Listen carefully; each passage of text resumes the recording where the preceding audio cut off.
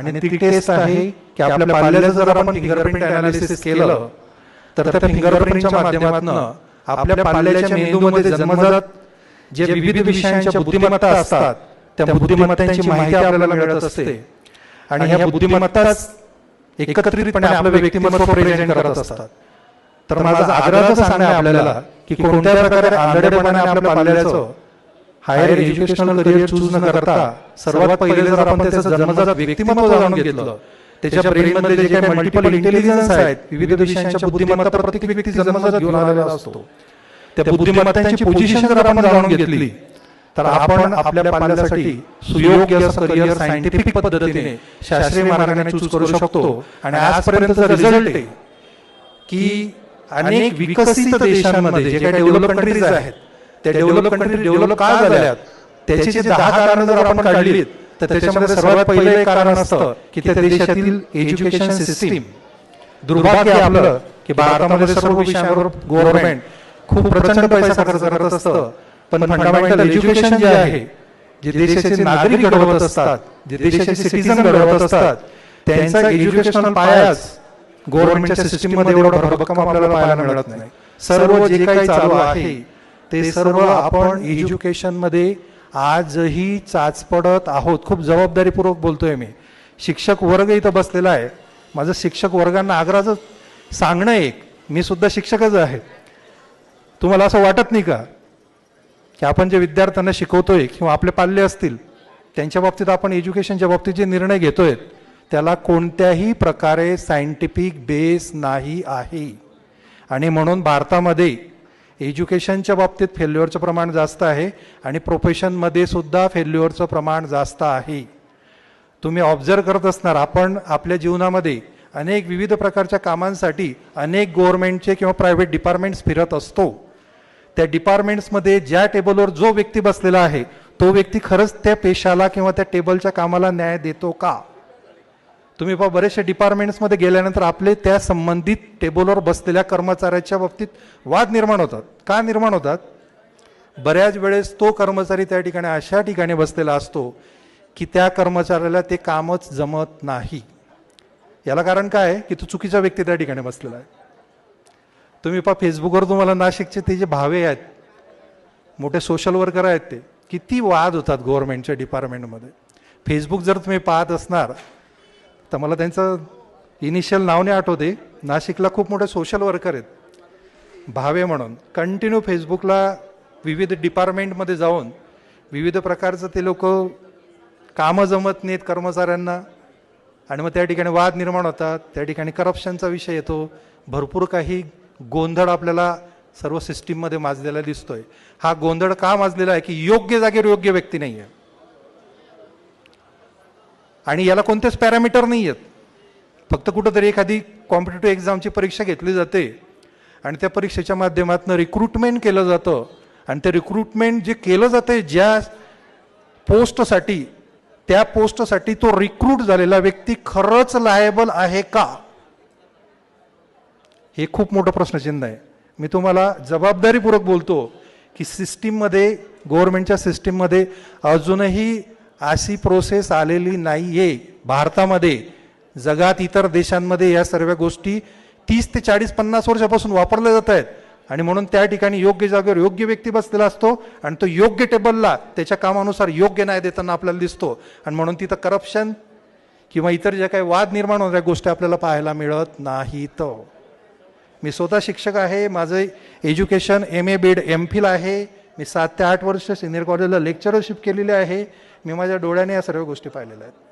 मित्रांनो, शिक्षकी पेशा हा सुद्धा, शिक्षक होणं हे सुद्धा जन्मजात असावं लागतो. निवड DEd BEd MA MPhil PhD करून व्यक्ती शिक्षक होत नाही. आणि आजकाल आपल्याला माहिती आहे डिग्र्या पण सहज मिळतात. आजच्या परिस्थितीमध्ये चित्र वाईट आहे. डिग्र्या सुद्धा सहज मिळतात. बऱ्याच वेळेस चित्र असं दिसतं आपल्याला की एका शाळेत 20 शिक्षक असतात आणि 20 शिक्षकांपैकी विद्यार्थीप्रिय शिक्षक किती असतात? तर विद्यार्थीप्रिय शिक्षक 20 शिक्षकांपैकी मॅक्सिमम 3 ते 4 राहतात. आता जे विद्यार्थीप्रिय शिक्षक आहेत ते विद्यार्थीप्रिय का झालेत? कारण ते जन्मजात शिक्षक आहेत. आणि शिक्षकाचे जन्मजात ज्या क्वालिटीज असतात ते तुमच्या ब्रेनमध्ये मल्टिपल इंटेलिजन्सच्या संदर्भात येतात. जीवन जगत असताना हॉवर्ड गार्डनर नावाचे एक सायंटिस्ट आहेत जे आजही हयात आहेत. हे हॉवर्ड गार्डनर सायंटिस्टनी प्रत्येक व्यक्तीच्या ब्रेनमध्ये जन्मजात 8 to 10 type of multiple intelligence असतात असं सिद्ध केलेलं आहे. आणि हे मल्टिपल इंटेलिजन्स त्या व्यक्तीचं व्यक्तिमत्व घडवत असतात आणि त्या व्यक्तिमत्वानुसार त्या व्यक्तीचं जीवित कार्य असतं. लक्षात घ्या, प्रत्येक व्यक्तीचं काहीतरी या जगात येण्याचं जीवित कार्य आहे. आणि हे जीवित कार्य ज्या व्यक्तीने जाणून घेतलं की माझं जीवित कार्य काय आहे आणि त्या अनुषंगाने जर त्याने जीवनभर कार्य केलं तोच व्यक्ती सक्सेस आहे. आपल्या सक्सेसच्या डेफिनेशन सुद्धा प्रत्येकाच्या वेगवेगळ्या आहेत. अजूनही चित्र क्लिअर नाही की सक्सेसचे डेफिनेशन काय आहे. आपली सक्सेसची डेफिनेशन बऱ्यापैकी कमर्शियल आहे, व्यावहारिक आहे, जी सक्सेसची खरी डेफिनेशन नाही आहे. जे काम आपण करतोय ते काम करत असताना ते काम आपल्याला परत परत परत परत करावं असं वाटतंय. ते काम करताना आपल्याला प्रचंड आनंद मिळतोय, आपला उत्साह द्विगुणित होतोय. ते काम करत असताना आपण थकतच नाही येते आणि त्या क्षेत्रामध्ये आपण दिनोदिन प्रगतीच करत जात आहोत आणि सर्व प्रकारचा आनंद आणि समाधान आपल्याला मिळत आहे. ही आहे तुमची सक्सेसची डेफिनेशन. आपली सक्सेसची डेफिनेशन काय आहे? पद, प्रतिष्ठा आणि पैसा. किती लोकांना वाटतं की खरंच सक्सेसची डेफिनेशन आहे? ज्यांच्याकडे हे नाही हे यांना असं वाटतं की पद, प्रतिष्ठा, पैसा हे सक्सेस आहे. ज्यांच्याकडे पद आहे त्यांना असं वाटतं की प्रतिष्ठा आणि पैसा सक्सेस आहे. ज्यांच्याकडे प्रतिष्ठा आहे त्यांना वाटतं की पद आणि पैसा. हा सर्व मायाजाळ आहे, हा सर्व भ्रम आहे आपला. जे लोकांनी ह्या तिघ गोष्टी उपभोगल्या आहेत त्यांच्या आयुष्याच्या शेवटच्या टप्प्यात त्यांच्याजवळ जाऊन तुम्ही विचारा की तुम्ही खरंच समाधानी आहात का, तर तुम्हाला उत्तर मिळेल नाही. मग समाधान कशात आहे? असं काम आपण करायचं आहे की त्या कामामध्ये आपल्याला परमानंद मिळतोय, सच्चिदानंद मिळतोय, आनंद मिळतोय आणि हीच खरी परमेश्वर प्राप्ती आहे. व्यक्तीला त्याच्या जीवनामध्ये कर्तृत्व कर्म करत असताना जर परमोच्च आनंद मिळत असेल तर त्याला मंदिरात जायची गरज नाही. परमोच्च आनंद हाच त्याचा परमेश्वर प्राप्तीचा आनंद आहे आणि तो तुम्हाला सत्य मार्गाने, तो तुम्हाला ज्ञान मार्गानेच मिळू शकतो. ज्ञान हे एकमेव माध्यम आहे की ते व्यक्तीला परमेश्वर प्राप्तीपर्यंत घेऊन जाऊ शकतं. बाकी सर्व मिथ्या आहे. आणि मग हे मिळवायचं कसं? तर सर्वात पहिले आपलं व्यक्तिमत्व जाणून घ्या. तुमच्या हातामध्ये पॅम्पलेट्स असतील पहा. मी काही असे ब्रॉशर्स दिलेले आहेत जे बऱ्याच मंडळींपर्यंत पोहोचले असतील, काहींजवळ पोहोचले नसतील. तर त्या ठिकाणी एक 1 पेजचं एक पॅम्पलेट जे आहे त्याला लिपलेट म्हणतात. त्याच्यामध्ये दिलेलं आहे करिअर चूज करताना पाल्य जे आहेत, विद्यार्थी जे आहेत, आपलं करिअर, एज्युकेशनल करिअर चूज करत असताना काय क्रायटेरिया वापरतात ते तिथं दिलेलं आहे पहा. आणि तो क्रायटेरिया खरंच योग्य आहे का हे तुम्हीच तुमच्या मनाला प्रश्न विचारा. पालक आपल्या पाल्यांचं करिअर चूज करत असताना काय क्रायटेरिया वापरत असतात ते तुम्ही वाचा आणि ते खरंच योग्य आहेत का. आणि ज्यांनी त्या पद्धतीने आपल्या पाल्यांचं करिअर चूज केलेलं आहे ते खरंच आपल्या पार्यात त्या लेवलला सक्सेस झालेले आहेत का, हाही आपल्या मनाला प्रश्न विचारा. आणि मग अशा माध्यमातून जर तुम्ही करिअर चूज केलं तर ॲक्सिडेंटली एका दुसरा सक्सेस होऊ शकतो, पण बऱ्यापैकी फेल्युअरच आपल्याला दिसतं. हे फेल्युअर होऊ नये याच्यासाठी एक सेकंड पॅम्पलेट मी तुम्हाला दिलेलं आहे आणि त्याच्यामध्ये मल्टिपल इंटेलिजन्स काय असतात ब्रेनमधले ते मल्टिपल इंटेलिजन्स दिलेले आहेत. हे मल्टिपल इंटेलिजन्समध्ये विविध विषयांच्या बुद्धिमत्ता मेंदूमधल्या हे जाणून घेण्याची एक टेस्ट आहे आणि ती टेस्ट असते फिंगरप्रिंट ॲनालिसिस. आता तुम्हाला प्रश्न पडला असेल की फिंगरप्रिंटचा आणि मेंदूमधले एक मल्टिपल इंटेलिजन्सचा संबंध काय. तर मित्रांनो, आपल्या शरीराची रचना जन्मजातच म्हणजे आपण आईच्या पोटात जेव्हा घडत असतो त्यावेळेसच आपल्या ब्रेनची 70% डेव्हलपमेंट झालेली असते. आपल्या शरीरामध्ये सर्वात आपण आईच्या उदरात असताना सर्वात जास्त डेव्हलप झालेला एकमेव अवयव असतो तो म्हणजे ब्रेन, मेंदू. तो 70% आईच्या पोटातच डेव्हलप झालेला असतो. बाकी सर्व अवयव आपण आईच्या गर्भातनं बाहेर पडल्यानंतर डेव्हलप होत असतं. आणि ह्या ब्रेनमध्ये हे 8 प्रकारचे इंटेलिजन्स जन्मजातच म्हणजे आईच्या उदरात असतानाच त्या ठिकाणी स्टोर्ड झालेले असतात. आता हे तुमचं प्रारब्ध, आता स्पिरिच्युअल पार्ट येतो की ते प्रारब्ध अनुसार स्टोअर झालेले असतात.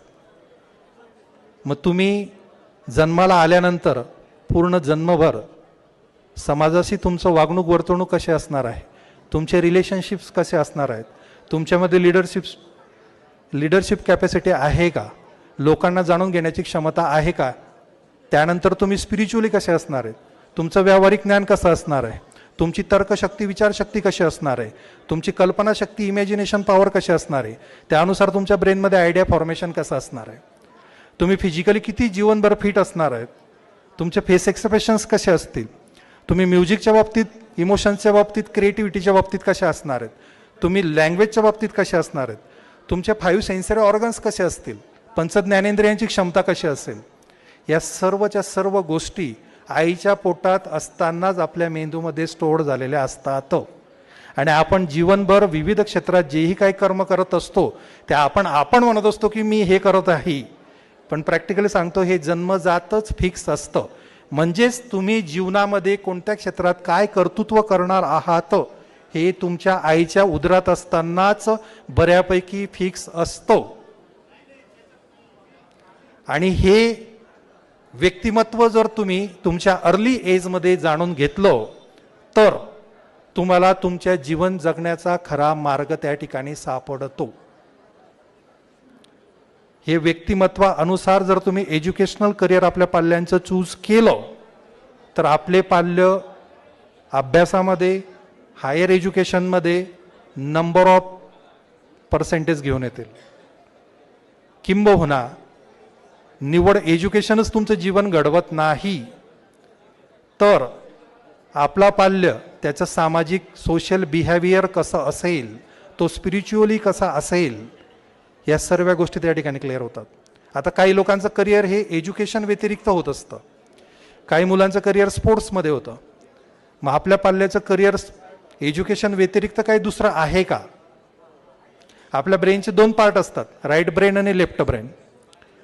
राईट ब्रेन पर्सनॅलिटीज जे असतात, ज्यांचा जन्मजात राईट ब्रेन स्ट्रॉंग असतो, यांचं करिअर जनरली एज्युकेशन व्यतिरिक्त होत असतो. मग ते गायन क्षेत्रामध्ये कुठेतरी प्रगती करतात, म्युझिक क्षेत्रामध्ये कुठेतरी प्रगती करतात, पॉलिटिक्समध्ये प्रगती करतात, चांगले सोशल वर्कर होतात किंवा चांगलं ॲक्टिंग करू शकतात, स्पोर्ट्समध्ये प्रगती करतात. आम्ही तुम्हाला तुमच्या पाल्यांच्या फिंगरप्रिंट ॲनालिसिस अनुसार एक रिपोर्ट जनरेट होतो आणि त्या रिपोर्टमध्ये संपूर्ण स्किल पोझिशन ब्रेनमध्ये क्लिअर होते. आणि एकदा का स्किल पोझिशन क्लिअर झाली की आपल्या पाल्याचा IQ कसा आहे, निवड IQ काढून उपयोग नसतो, त्याचा CQ कसा आहे, क्रिएटिव्ह क्वेश्चन कसा आहे, त्याचं करिअर क्रिएटिव्ह फील्डमध्ये होईल का, त्याचा EQ कसा आहे, इमोशनल क्वेश्चन कसा आहे, त्याचं डिफेन्समध्ये करिअर होईल का, त्याचा ॲडव्हर्सिटी क्वेश्चन कसा आहे. शिक्षकांच्या बाबतीत एक गोष्ट सांगतो मी की आपल्या वर्गात बसलेले 50 मुलं असतात, आपण एकाच स्टाईलने विद्यार्थ्यांना शिकवत असतो, ते आपला सिस्टीमचा तो ड्रॉबॅक आहे. शिक्षकांना हे माहीत असणं गरजेचं आहे, अर्थात ते माहीत असतं कारण DED BED सायकोलॉजी विषयामध्ये बऱ्यापैकी शिकवलेलं असतं. पण आपल्याला शिक्षक म्हणून माहिती आहे, पण आपल्यासमोर बसलेले जे विद्यार्थी आहेत ते विद्यार्थ्यांमध्ये लर्निंग स्टाईलवाले विद्यार्थी कोणते आहेत. आपल्या मेंदूमध्ये ज्ञान संपादन करण्याच्या 3 पद्धती असतात. एक असते ऑडिटरी, जसं मी आता बोलतोय तुम्ही ऐकतायत, तुम्ही माझं बोलणं ऐकून हे ज्ञान घेतायत, याला ऑडिटरी म्हणतात. आपण पुस्तक वाचन करतो किंवा स्क्रीन शेअरिंग करतो, याला व्हिज्युअल म्हणतात. पाहून आणि वाचून ज्ञान ग्रहण करणं. आणि प्रॅक्टिकलने ज्ञान ग्रहण करणं याला कायनेस्थेटिक म्हणतात. शिक्षक बंधूंना सांगू इच्छितो मी की आपण फक्त ऑडिटरी सिस्टीम वापरतो, व्हिज्युअल आता 20% आलेलं आहे. मुलगा जर व्हिज्युअल असेल आणि तुम्ही 2 तास त्याला लेक्चर देत असणार तो मुलगा बोर होतो. मी स्वतः बोर व्हायचो माझ्या वर्गात, कारण मी ऑडिटरी नाही आहे, मी व्हिज्युअल आहे. मला घरी येऊन पुस्तक वाचायला खूप आवडायचं आणि माझं पुस्तक वाचन जेव्हापासून चालू झालं तेव्हापासून माझं ज्ञान संपादन वाढलं. 10वीपर्यंत माझा रिझल्ट 12वीपर्यंत माझा रिझल्ट डाऊन होता, कारण ऑडिटरी नाही आहे मी, आणि 12वीपर्यंत शिक्षक असतो शिकवायला. आणि 12वीच्या पुढे माझा रिझल्ट वाढला, कारण 12वीनंतर शिक्षक एवढे नसतात शिकवायला. मग तुम्हाला सेल्फ स्टडी करावा लागतो, आणि सेल्फ स्टडी करण्याची क्षमता त्याच व्यक्तीची असते की जो जन्मजात व्हिज्युअल आहे. आणि काही मुलं अभ्यासात डाऊन असतात पण खेळमध्ये खूप पुढे असतात. आपल्याकडे विद्यार्थी किंवा पाल्य किंवा मुलगा हुशार आहे याचा क्रायटेरिया काय आहे की त्याने प्रोग्रेस रिपोर्टमध्ये काय मार्क्स आणलेत हा क्रायटेरिया आहे.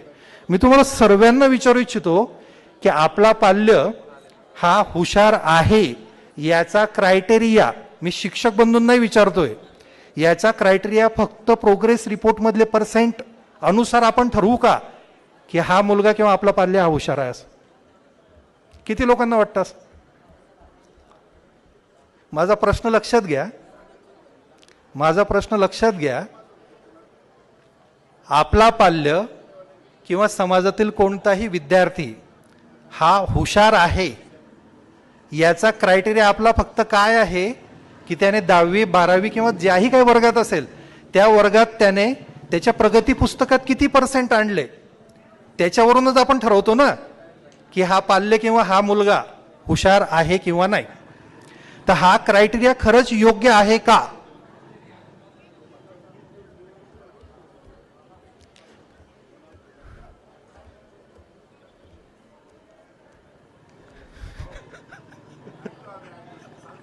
मला उत्तर नाही मिळत आहे. आपण संभ्रमात आहेत. उत्तर का नाही मिळत आहे माहिती आहे का? आपणच कन्फ्युज आहेत. तेच करिअर आपण फिक्स करू शकतो. या ठिकाणी मला बोलण्याची संधी दिली. मी तुमच्यातलाच घटक आहे, चर्मकार विकास संघाचाच मी कार्यकर्ता असल्यामुळे आभार मानण्याचा काही विषय नाही, आपलाच कार्यक्रम आहे. धन्यवाद सर.